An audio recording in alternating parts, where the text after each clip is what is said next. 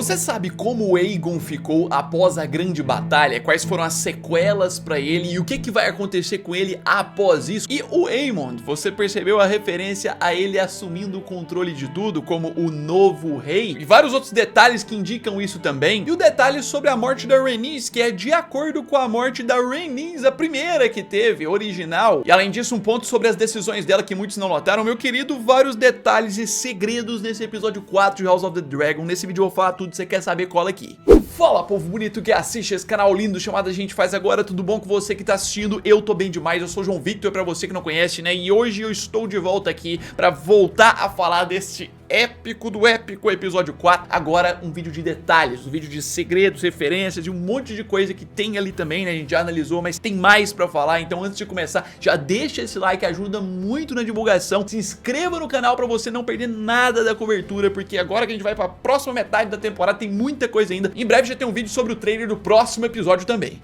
E é o seguinte, a batalha que a gente esperou chegou, mas veio com polêmicas, veio com divisão dentro das famílias, veio com situações inusitadas, mas também um episódio repleto de simbolismos que já previam coisas que iam acontecer mais pra frente. Detalhes inclusive sobre o rei, o próprio Aegon, fazendo referência lá a Game of Thrones, a série principal. Já quero começar com esse ponto que é: eu sou o rei. É, essa frase importante que a gente vê o Aegon falando mais uma vez, mas dessa vez de uma forma muito simbólica nesse episódio 4, que indica muito a sua fraqueza e a sua incapacidade de ser rei. Isso exatamente faz uma referência a uma fala de Tywin Lannister, o Lord Lannister, né, lá em Game of Thrones, que diz que todo rei que precisa dizer eu sou rei, na verdade não é um rei. Se referindo ao ponto de que se você precisa se afirmar e tudo mais como isso, você não tá preparado pra isso. E o Aegon, assim como o Joffrey, né, o neto do Tywin foi, o Aegon é uma representação pura dessa fala, um menino mimado que não é capaz de ser rei e que fica afirmando como eu sou rei. E ele fala isso justamente nesse episódio, que é um episódio da queda, entre aspas, dele, mas uma grande queda. Tem uma representatividade, um simbolismo muito importante pro que estava por vir. Inclusive o que a gente vai falar mais pra frente nos detalhes mostra uma forma como os verdes devem se fortalecer a partir de tirar o Aegon agora um pouquinho do poder. E já a gente volta pros verdes, né? Vamos seguir pro próximo detalhe que se refere aos pretos, especialmente sobre o Daemon, porque a gente tem que falar sobre uma referência na alucinação do Daemon.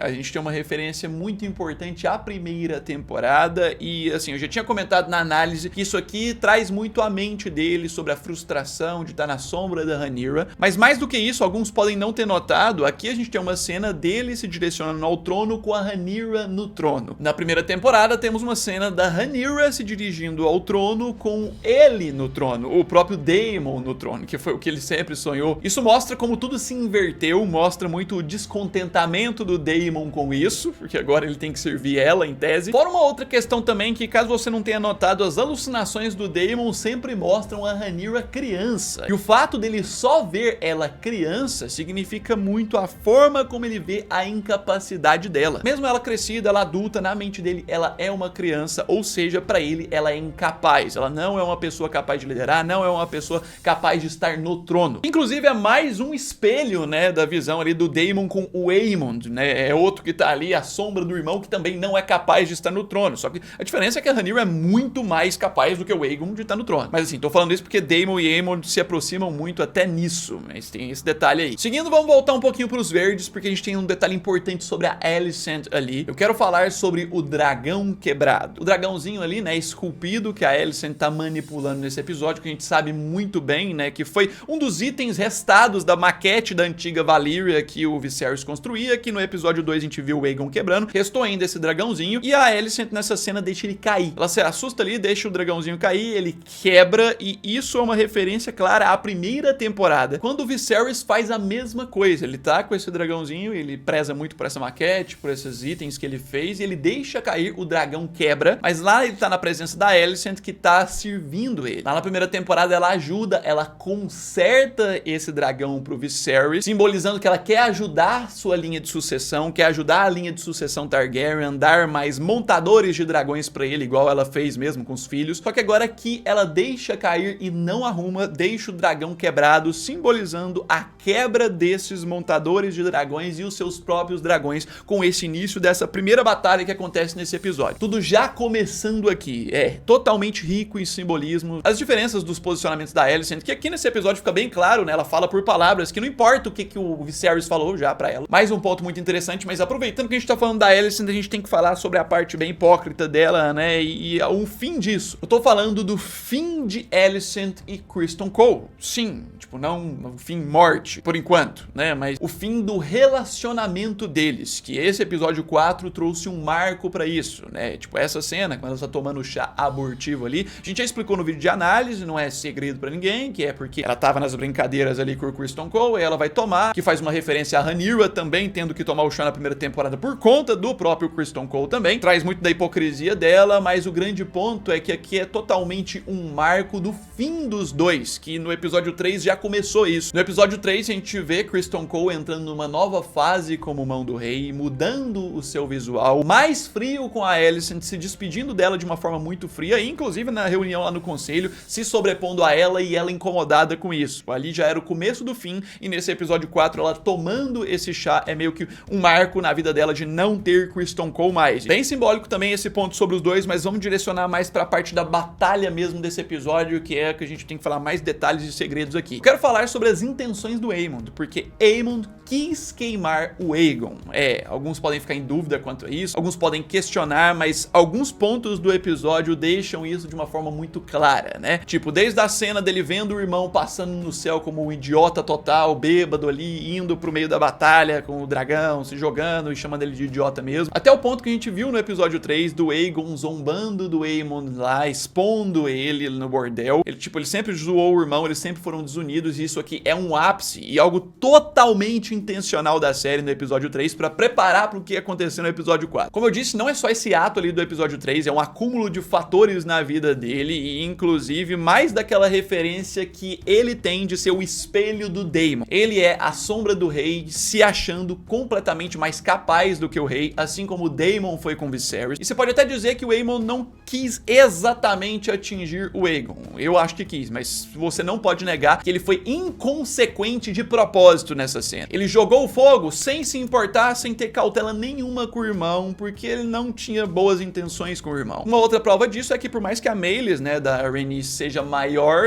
as duas estavam no meio da situação, era pro ataque da Vhagar ser em cima dela, e as duas saíram praticamente ilesas dali, manchas pretas na Rhaenys e tal, mas ela é uma humana normal como o Aegon. Se o ataque fosse mais direcionado a ela, era pra ter saído tão queimada quanto o Aegon, e o Aegon foi fritado e elas saíram praticamente ilesas. Isso é mais uma prova de que esse ataque do Aemond foi inconsequente de propósito. Se precisar ferir meu irmão, sem problemas, bom que fere mesmo, basicamente isso. E assim, aproveitando que nessa cena a gente falou da Rhaenys, vamos aproveitar e seguir para um detalhe que se refere a ela bem importante. Eu quero falar que a Rhaenys sabia. Ela sabia do quê? Ela sabia que não mataria a Vhagar. Ela sabia que teria grandes chances de morrer ali. Ela sabia. E por que que eu falo isso? Na cena quando o Aemond chega, ele ataca e tudo mais, e tem um espaço ali de respiração pra Rhaenys fugir e escapar. Como eu comentei no vídeo de análise, ela poderia muito bem ter corrido, seguido com a Meleys e ido embora. Mas um ponto que eu comentei lá é que pesa pra ela na consciência aquela questão da primeira temporada que o Daemon tá cobrando dela, de que ela apareceu com o dragão na frente dos verdes todos, poderia ter acabado com a guerra antes dela começar e não fez isso, então isso motiva ela aí. Além de tudo, tá lutando ao lado da Rhaenyra, entender que esse é o lado certo, mas acima de tudo ela sabia que ela não venceria a Vhagar, porque a Vhagar é muito maior e muito superior. Ah, mas João Vitor, então por que ela foi? Por que ela foi atacar, já que ela sabia que ia perder? Como eu disse, como uma forma de sacrifício, como uma forma de tentar pelo menos agredir a Vhagar ao máximo, às vezes tentar lesionar ela ao máximo, pra depois um dos pretos chegar e finalizar, ter oportunidade. Tipo, tivemos alguns ferimentos na Vhagar, mas nada expressivo como eu acho que era a intenção dela. Mas tipo, mesmo que ela tivesse o risco de morrer, sabendo da soberania da Vhagar, ela foi e se sacrificou pra isso. E já partindo desse detalhe, a gente vai pra uma outra referência muitíssimo interessante em relação à história ali de Westeros em si, da chegada dos Targaryen. Por quê? Eu quero falar da referência à Rhaenys original. Essa morte da Rhaenys foi feita completamente modelando a morte da Rhaenys original. E que Rhaenys original eu tô falando? Tô falando da Rhaenys que que era um dos 3 Targaryen que foram conquistar o Westeros, né? Uma das esposas ali, irmãs do Aegon o Conquistador, que o Aegon foi conquistar o Westeros junto com as suas 2 irmãs esposas. A preferida dele, de acordo com a história, era a Rhaenys, que montava o Meraxes, e é exatamente dessa forma que ela é descrita como morta. A gente tem até a imagenzinha ilustrativa, né? Ela cai junto com o seu dragão, despencando lá de cima. Mais uma referência interessante, e foi triste, né? Pesado a gente ver a rainha que nunca foi indo embora. Mas vão ter consequências, os pretos agora, ó, vão arregaçar. Vamos seguir, próximo detalhe importante, porque aí vai chegando na parte mais importante aqui desse vídeo. Eu quero falar sobre a guerra nuclear, porque temos muitas referências a isso. A gente, tipo, já tinha tido várias, né? Claramente com os dragões, desde Game of Thrones, sendo mencionados como máquinas de matar, com referências, inclusive, os próprios produtores trazendo isso em falas, né? Referências a armas nucleares que, quando são usadas, destroem tudo e podem ferir até mesmo os seus próprios ali. Os dragões nessa batalha funcionam muito como isso, né? Desde o sangue ali, que o Sunfire cai e mata ali, os próprios verdes, a Vhagar pisando, pisoteando nos outros, as cenas de explosões massivas, como se fossem bombas caindo, né? Quando os dragões caem, tipo quando a Meleys cai, quando o Sunfire cai na floresta. Mas também a gente tem a referência a isso na cena do Criston Cole, quando ele acorda no meio de um monte de cinzas ali, os restos apoiam na armadura de um soldado ali e tudo se reduziu a pó, que é como se fossem uns efeitos de uma bomba nuclear mesmo na vida real. É descrito que foi assim, inclusive, na vida real em Hiroshima, Nagasaki, na Segunda Guerra Mundial mesmo. Então, filho, muitas referências à guerra nuclear, trazendo a ideia de quanto isso é um evento totalmente destrutivo, de forma que na vida real, se acontecer uma guerra nuclear também a gente sabe que o mundo vai embora, né? Então, muito interessante isso. Mas seguindo, vamos falar do personagem que todo mundo odeia, mas ao mesmo tempo o mais interessante, assim, né, do episódio. Vamos falar do Aemond, que eu quero falar do Aemond mais mal. É, tipo, não é segredo pra ninguém que ele tem uma maldade ali, mas esse episódio ressaltou muito ele entrando numa fase mais maldoso, mais soberano em diversos pontos, principalmente por essa cena. E por que eu tô falando isso? Porque você compara essa cena, a reação dele, né, com a morte da Rhaenys, com a reação dele na primeira vez que ele matou um dragão e o seu montador, você vê claramente a diferença, né? Na primeira temporada a gente viu ele matando o Luke e o seu dragão, e a reação dele é de completo desespero, é de completo, tipo, o que eu fiz? Muito assustado e preocupado mesmo, sendo que agora a reação dele é de orgulho, com um olhar total de superioridade, que mostra como ele evoluiu nisso, como ele tá mais mal também. Esperaremos mais ainda desse personagem que se destaca tanto nessa série, mas aproveitando que a gente tá falando dele, vamos pra outro detalhe sobre ele, porque isso é importantíssimo agora, principalmente baseado nos livros ali. Eu quero falar de Aemond, o Novo Rei, porque toda a construção do episódio, o que eu falei dessa disputa, o que eu falei dele ser mais capaz de ser rei do que o irmão, e principalmente essa cena aqui simbolizam isso, né? A cena que ele vai lá, ele tá quase ali pra poder matar o Aegon, né? O Criston Cole chega de surpresa, e ele pega a adaga de aço valeriano, que é a adaga ali do próprio Aegon, simbolizando que tudo tá passando pra mão dele agora. Tipo, obviamente a gente sabe que o Aegon não morreu, inclusive o próximo detalhe vai ser sobre as consequências dele, mas Aemond agora vai ter que assumir a tendência, ele é a pessoa mais forte ali, ligada ao próprio rei, na linha de sucessão inclusive, pra poder assumir pelo menos por enquanto, principalmente por conta dos ferimentos que o Aegon vai ter, das consequências disso que a gente vai falar. Essa cena dele com a adaga é muito simbólica nesse quesito, a passagem do bastão, pelo menos por enquanto. E como eu disse, sobre os ferimentos do Aegon, vamos falar sobre isso, aí aqui já fica um alerta de spoiler pra quem não leu os livros, mas